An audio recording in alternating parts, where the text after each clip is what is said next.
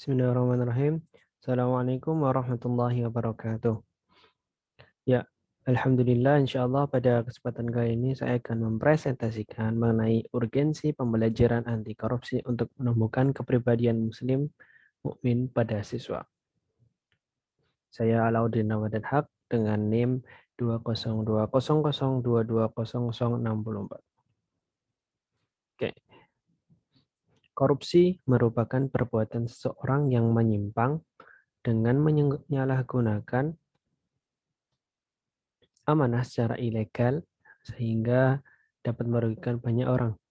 Dalam pandangan Islam, merupakan perbuatan fasad atau perbuatan tercela yang dapat menghancurkan sistem kehidupan yang pelakunya dikategorikan dalam melakukan perbuatan dosa besar.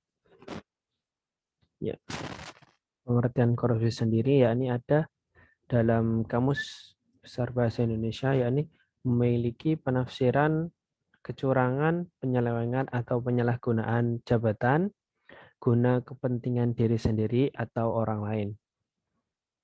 Penyalahgunaan tersebut sudah jelas terjadi pada orang yang memiliki jabatan dan dapat dimanfaatkan untuk kepentingan pribadi. Hal tersebut jelas sangat merugikan masyarakat banyak sehingga patut dicap sebagai tindakan kriminal berat dan akan mendapatkan sanksi sesuai dengan hukuman yang berlaku. Korupsi dalam pandangan Islam. Korupsi dalam Islam merupakan perbuatan yang melanggar syariat Islam. Tujuan yakni mewujudkan seluruh umat manusia yang dapat disebut dengan maqasidus syariah. Di antara kemaslahatan yang tercipta apabila syariat dapat terlaksana yakni terpeliharanya harta atau hifdzul mal dari bermacam-macam jenis pelanggaran dan penyelewengan. Islam dengan kitab Al-Quran dapat mengendalikan dan memperhitungkan harta sedari perolehan hingga pengeluaran.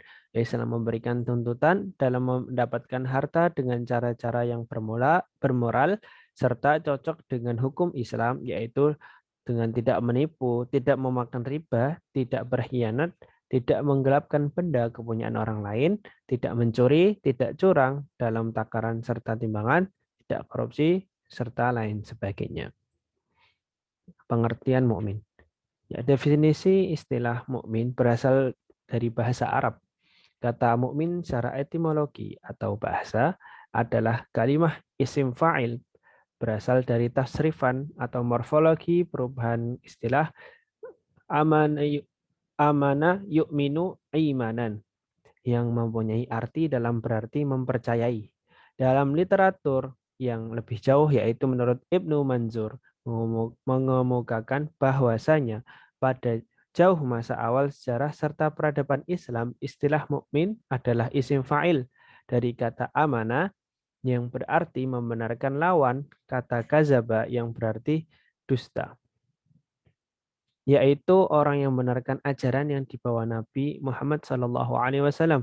Sedangkan pada pengertian secara terminologi, kata dari ahli bahasa Al-Quran, Raghib Al-Ashfihani memberikan penerangan bahwa istilah mukmin berarti tasdiq bil janan, wa qaulun bil lisan, wa amalun bil arkan. Dalam literatur lain disebut dalam tasdiq bil qalbi, wa qaulun bil lisan, wa amalun bil jawarihi, yaitu menerkan pada hati, mengucapkan dengan perkataan, dan menjalankan menggunakan anggota badan. Selanjutnya, menumbuhkan kepribadian anti korupsi dengan keimanan seorang mukmin. Pendidikan anti korupsi merupakan upaya dalam memberantas kasus korupsi yang merajalela di suatu negara. Pendidikan mempunyai andil penting dalam pencegahan tindak korupsi dengan memperkenalkan korupsi kepada generasi penerus bangsa bahwasanya korupsi merupakan hal yang sangat tidak terpuji dan dapat merugikan orang banyak. Pendidikan anti korupsi sudah seharusnya menjadi program tersendiri dalam kurikulum pendidikan Indonesia. Program yang terstruktur dengan harapan membina peserta didik dari yang muda hingga yang tua sekalipun harus dijalankan sebagai pembangunan kesadaran masyarakat terhadap dampak korupsi dan kepedulian untuk melakukan pencegahan. Pendidikan anti korupsi tidak sekedar hanya pengenalan nilai-nilai anti korupsi saja, namun dalam segi pemahaman dan penghayatan serta pengalaman nilai anti korupsi agar menjadi kebiasaan hidup sehari-hari. Berkaca dalam Quran surat Al-Mu'minun ayat 1 sampai 9. A'udzu billahi minasyaitonir rajim. Bismillahirrahmanirrahim.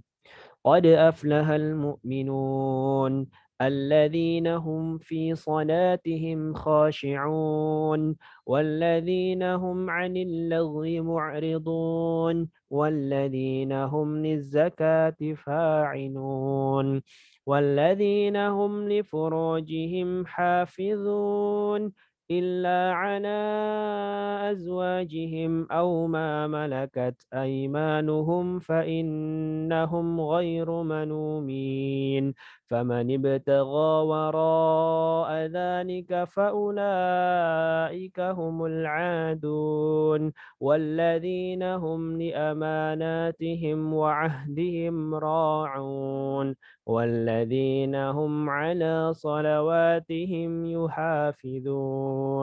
Sadaqallahul azim.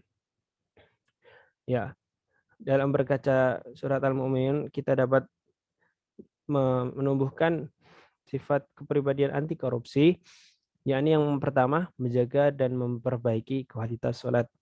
Untuk menumbuhkan kepribadian anti korupsi yang pertama adalah senantiasa menunaikan sholat secara tepat waktu dan istiqomah. Dengan sholat, seseorang yang beriman pasti akan selalu takut kepada Tuhannya. Mukmin akan senantiasa berhati-hati dalam beraktivitas yang menyangkut diri sendiri maupun orang banyak, sehingga dapat timbul rasa takut kepada Allah Subhanahu wa taala ketika akan melakukan perbuatan-perbuatan yang tidak terpuji seperti yang dijelaskan dalam surat Al-Ankabut ayat 45. A'udzu billahi minasyaitonir rajim. Bismillahirrahmanirrahim. Utlu ma uhiya ilaika minal kitabi wa aqimis shalah. Innas salata tanha 'anil fahsya'i wal munkar wa ladzikrullahi akbar wallahu ya'lamu ma tasna'un. Bacalah apa yang telah diwahyukan kepadamu yaitu Alkitab atau Al-Quran dan dirikanlah sholat. Sesungguhnya sholat itu mencegah dari perbuatan-perbuatan keji dan mungkar. Dan sesungguhnya mengingat Allah dengan sholat adalah lebih besar keutamaan dari ibadah-ibadah yang lain. Dan Allah mengetahui apa yang kamu kerjakan. Quran Surat Al-Ankabut ayat 45.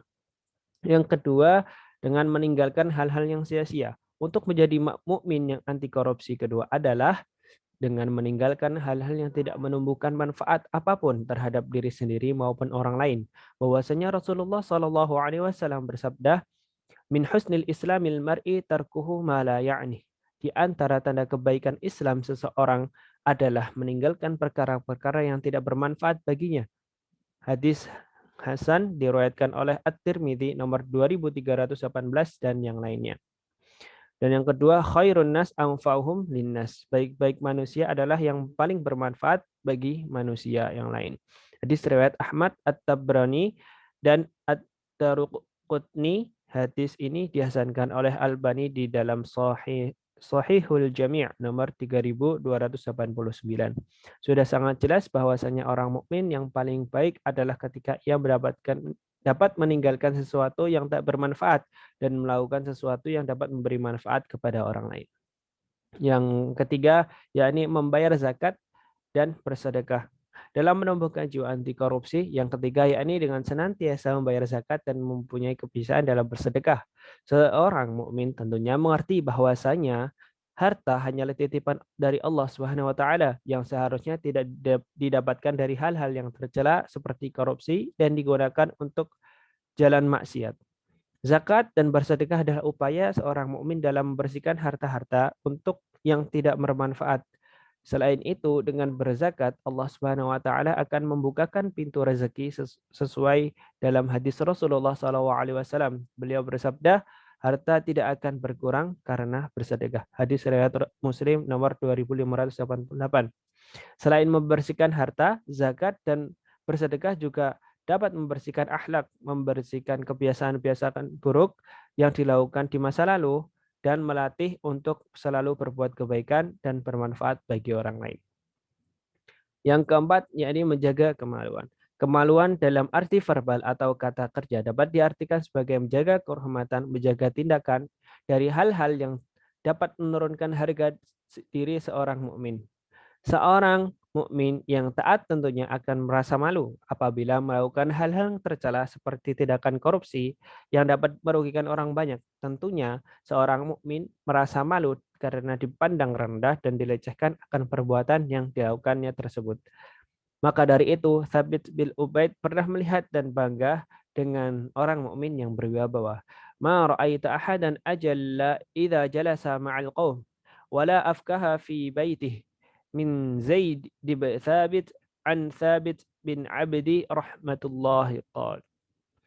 Dari Thabit bin Ubaid, aku belum pernah melihat seseorang yang demikian berwibawa saat duduk bersama kawan-kawan, namun demikian akrab dan kocak saat berada di rumah melebihi Zaid bin Thabit. Yang terakhir yaitu menjaga dan menjalankan amanah dan menepati janji. Korupsi banyak dilakukan di kalangan orang-orang yang memiliki jabatan atau posisi penting dalam suatu pemerintahan negara. Maka apabila seorang mukmin yang terdapat di posisi tersebut, hendaklah ia selalu menjalankan amanah dalam mengabdi dengan negaranya, selalu menepati janji dari apa yang telah dijanjikannya. Dalam Al-Quran, surat Al-Baqarah ayat 76, A'udzu billahi minasyaitonir rajim. Bala man awfa bi'ahdihi wattaqa fa innallaha yuhibbul muttaqin. Shadaqallahul azim. Yang artinya, bukan demikian. Sebenarnya, siapa yang menepati janji atau yang dibuatnya dan bertakwa, maka sesungguhnya Allah menyukai orang-orang yang bertakwa. Quran Surat Ali Imran ayat 76.